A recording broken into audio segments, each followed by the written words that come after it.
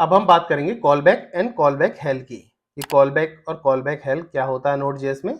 सबसे पहले मैं आपको डिफाइन कर देता हूँ कॉल बैक की डेफिनेशन क्या होती है। देखो, कॉल बैक एक फंक्शन होता है जो पास होता है as an argument to the another function.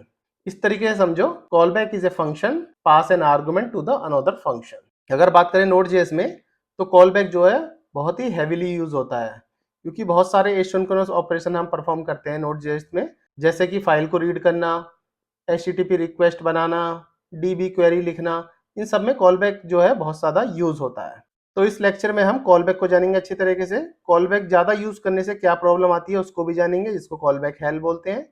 और कॉल बैक हेल को कैसे हम अवॉइड करेंगे ये भी हम डिटेल में जानने वाले हैं। तो ठीक है, चलो अपने VS कोड पे चलते हैं। एक एग्जांपल बता देता हूँ पहले मैं आपको, कॉल बैक किस तरीके से लिखा जाता है, कॉल बैक होता क्या है वो आप एग्जांपल से समझ सकते हैं। और अपनी एक फाइल क्रिएट कर लेते हैं जिसका नाम रखते हैं कॉल बैक fun.js। इसमें देखो पहले लिखता हूँ मैं फंक्शन बना लो एक, पहले ग्रीट नाम से एक फंक्शन बना लेता हूँ। ग्रीट में फॉर एग्जांपल 2 पैरामीटर रख देता हूँ, नेम, और एक रख देता हूँ कॉल बैक, जो आपको पता चले कि दूसरा parameter as a call back use हो रहा है इस फंक्शन में। ठीक है, इतना लिखने के बाद हम ग्रीट में लिख सकते हैं कुछ भी। कंसोल लॉग में लिख देता हूँ हेलो नेम, लिख देते हैं सिंपल। कंसोल लॉग में हेलो नेम लिख दिया, और यहाँ से कॉल बैक कॉपी किया। कॉल बैक यहाँ पे एज ए फंक्शन यहाँ से हमने कॉलिंग कर दी। ठीक है, यहाँ पे फंक्शन की कॉल कर रहे हैं, और ये खुद भी एक फंक्शन है। ठीक है, इस तरीके से समझो। और एक फंक्शन और बता देता हूँ। तो फंक्शन में देखो इस तरीके से लिख सकते हैं, कॉल मी करके मैं एक फंक्शन बना देता हूँ, कॉल मी। कॉल मी में ये एक ऐसे कॉल बैक फंक्शन की तरह वर्क करेगा। इसमें लिख देता हूँ कंसोल लॉग में I M a call back function.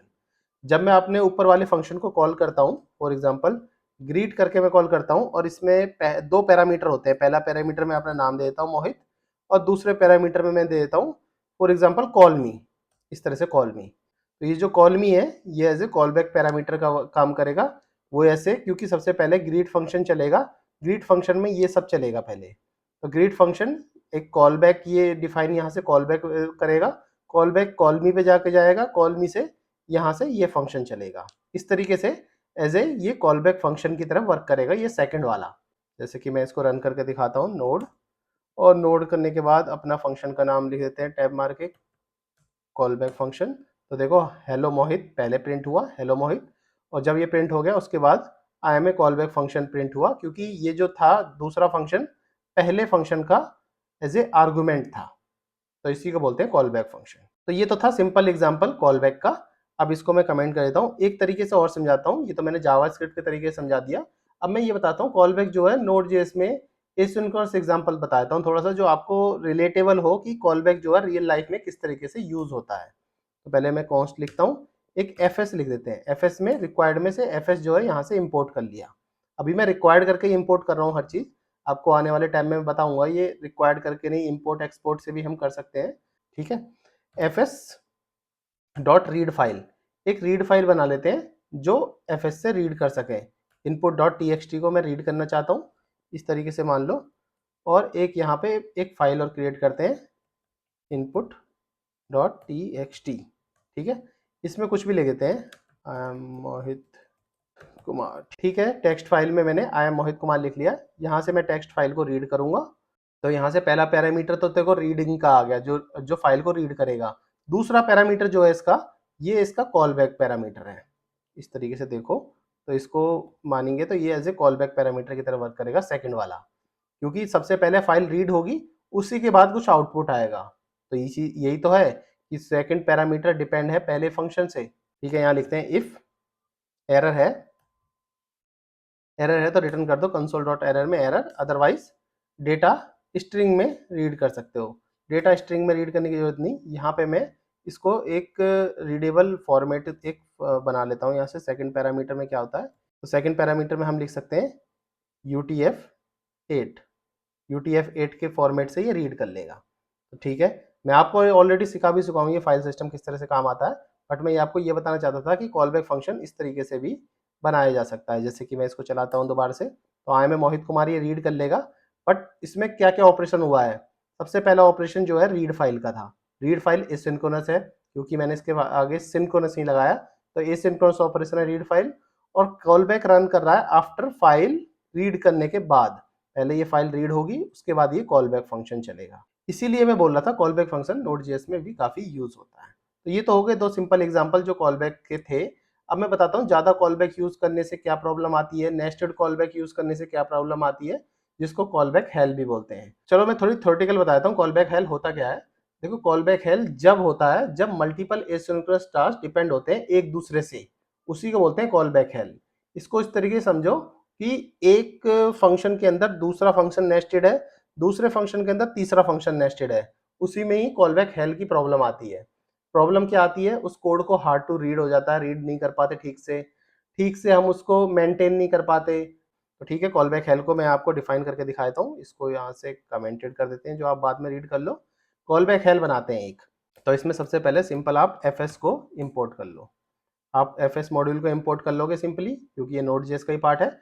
अब इसी में ही बनाने बहुत सारी फाइलें, पहले मैं 3 फाइलें बना लेता हूँ, इनपुट और input1.txt, एक और बना लेता हूँ input2.txt।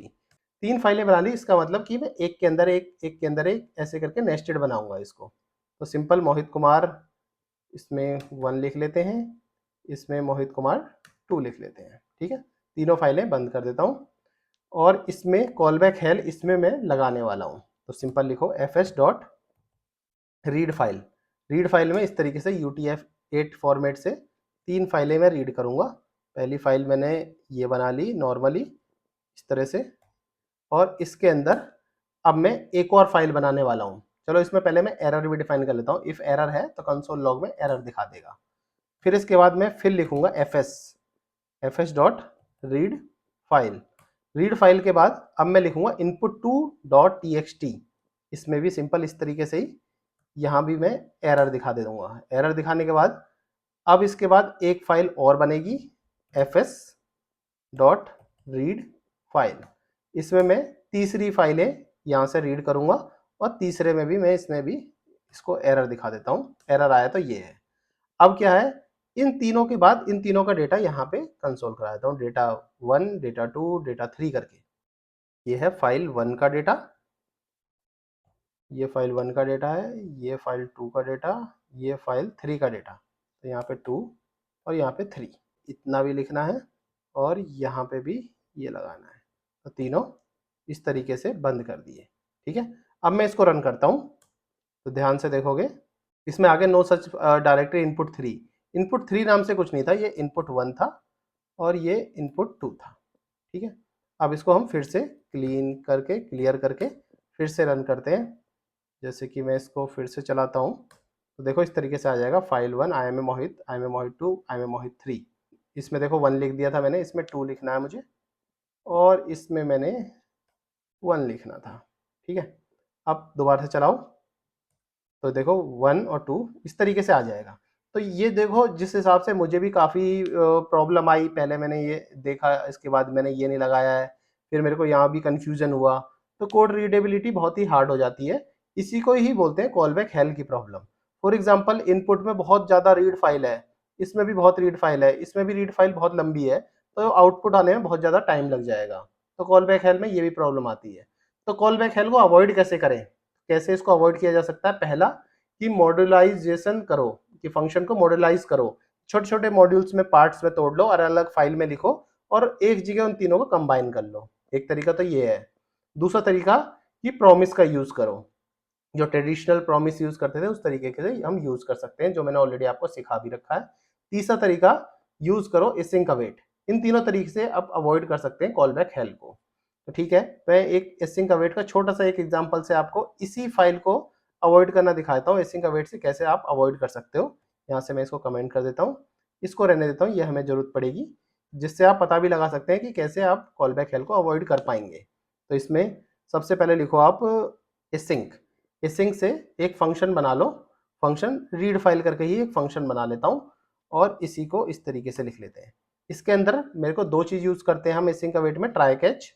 पहले ट्राई लिख लो और इसके नीचे लिख लो कैच। कैच में एरर मिलता है आपको, तो कंसोल डॉट एरर से आप एरर कैच कर सकते हो। तो ये हमने पहले ही लिख लिया है। अब ट्राई के अंदर जो भी हमारा लॉजिक है सब ट्राई के अंदर आएगा और ये रीड फाइल को यहाँ से कॉल कर लेते हैं।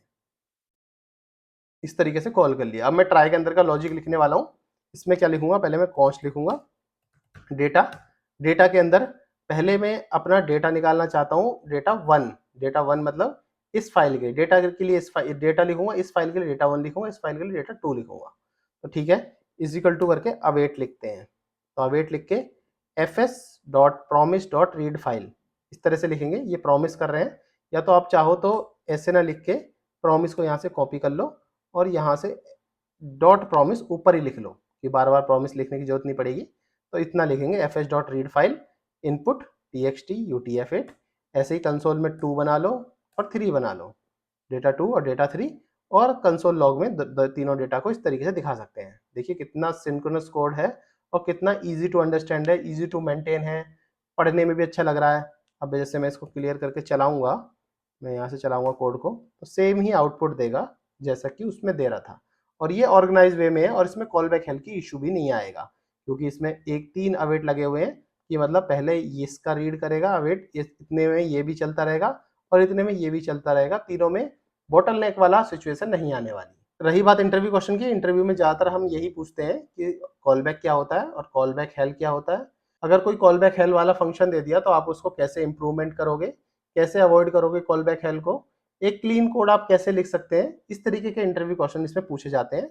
अगर मेरी वीडियो इन्फॉर्मेटिव लग रही हो तो मेरे चैनल को सब्सक्राइब करना बिल्कुल भी ना भूलें और अपने दोस्तों के साथ शेयर करें। जितनी भी ज़्यादा आप शेयर करोगे, जितनी ज़्यादा आप सब्सक्राइब करोगे, उतनी ज़्यादा मुझे मोटिवेशन मिलेगा नेक्स्ट वीडियो बनाने के लिए।